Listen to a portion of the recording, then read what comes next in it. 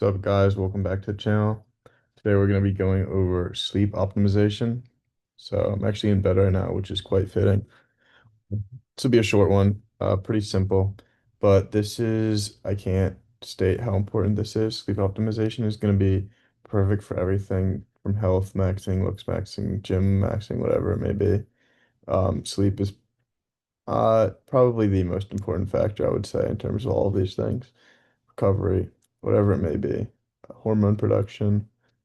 Super underrated in my opinion, because a lot of people like to, do things at night, but I promise you the benefits of getting good sleep are going to outweigh any fun you might be having. Anyways, let's get into it. So sleep optimization consists of three main pillars: quality, quantity, and consistency. So quality is going to be obviously how well you sleep, your REM sleep, your sleep cycles. Quantity, how long you sleep. So again, pretty simple. And then consistency. You don't need me to explain that. So let's just jump into this.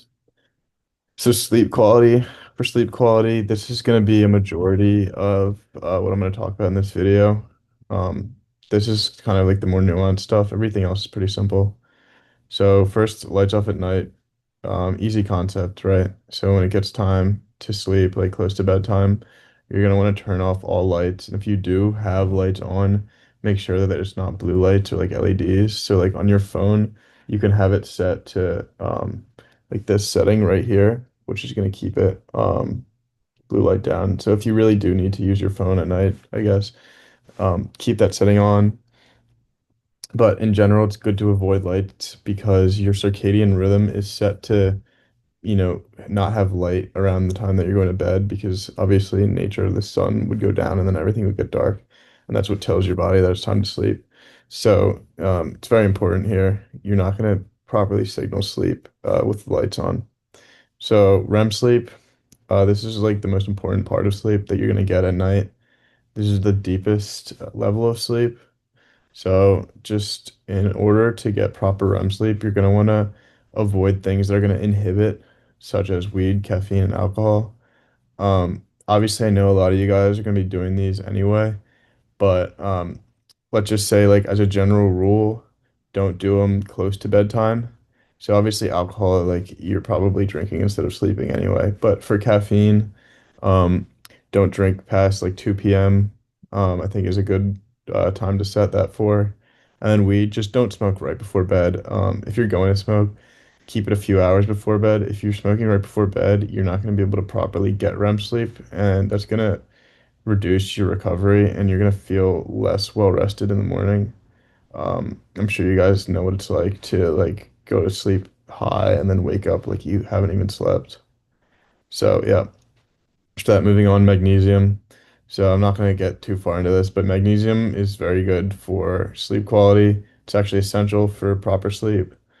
Whether or not you're supplementing it, it's just good to get it. You can get it through diet. It's pretty hard to because not many foods are rich in magnesium, but it definitely is possible to get through diet. If you need to supplement it, that's fine. It's better than otherwise. Just getting some magnesium in is going to help your sleep quality. Next, we have daily sunlight. So this is really important for your circadian rhythm. If you understand how that works. So your body's internal rhythm is set to a clock. So when you're taking in light during the day, that tells your body that this is 12 p.m., like this is noon.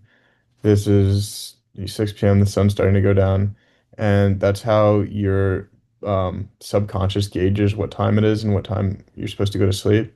This is especially important in the morning, so you can just set your rhythm correctly. In the morning, you wake up to the sunlight, and this is going to get your day started correctly, and then you'll be set to go to sleep at the right time that night. So next, cold temperatures. This is again very important for sleep quality.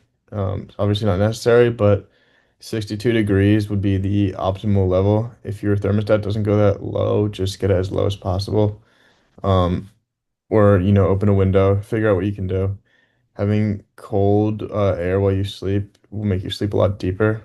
I'm sure you guys can attest to this if you've ever slept in cold weather. A lot of people just like to sleep in the cold anyway. So dreams, just to listen here, dreams are a good indicator of that you're getting REM sleep. You should be getting dreams every night. Some people say that they don't dream. Realistically, everybody does dream. You obviously don't have to remember every single time you dream, but like you should wake up knowing that you were dreaming. That means you're getting deep sleep, proper rest.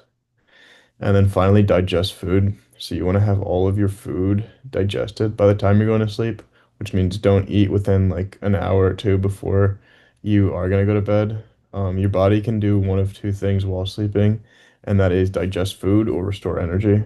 So if your body has to work hard to digest the food that's in your stomach that isn't fully digested while you're sleeping, you're not going to get restful, restorative sleep, which is going to hinder your progress. So moving on. Sleep duration. This one really simple. You want to get between 8 to 10 hours a night. I like to just aim for 9. I think that's a good consistent number to reach for. Sometimes it's hard to stay asleep for 10 hours, especially if you're waking up, for job, classes, whatever it may be. So sleep at night, obviously very simple here. Just you want to be sleeping at like the late hours of the night. You don't want to be up at 3 a.m. and then sleeping all the way to, you know, like the afternoon. It's just unnatural. Your rhythm is going to be off. You're not going to get the proper rest that you need. It's like, I mean, obviously your body's meant to rest at night.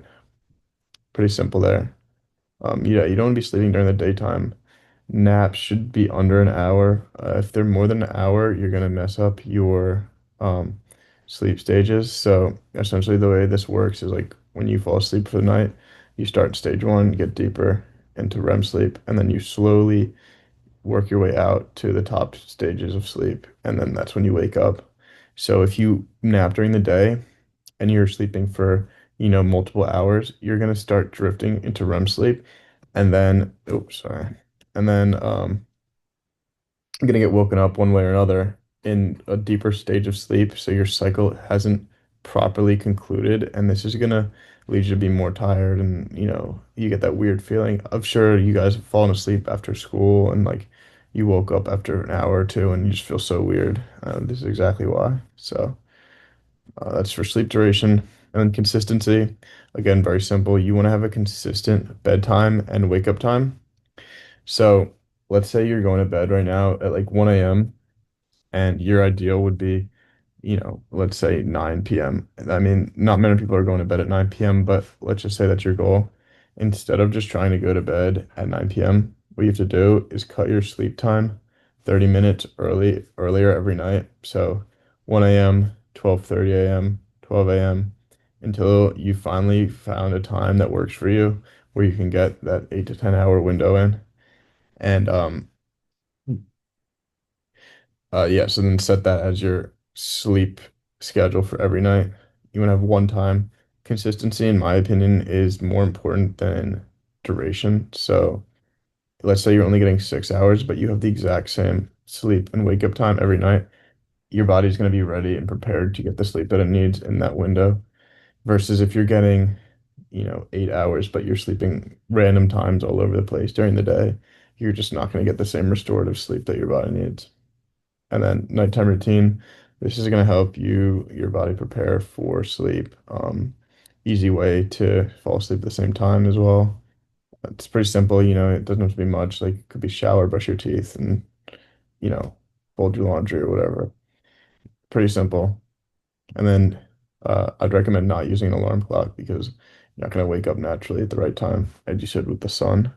So unless you need to for a specific reason, like you have to wake up early for presentation or an exam or something, yeah, I can understand using an alarm there. But if you're using it to wake up every day, that means that you're not getting a full cycle of sleep. So that's all I have for today. So this is going to be optimal for hormone optimization, recovery in the gym, whole host of other things. Super important. I can go more deeper into some of these topics if you guys would like. But yeah, thanks for watching. See you in the next video.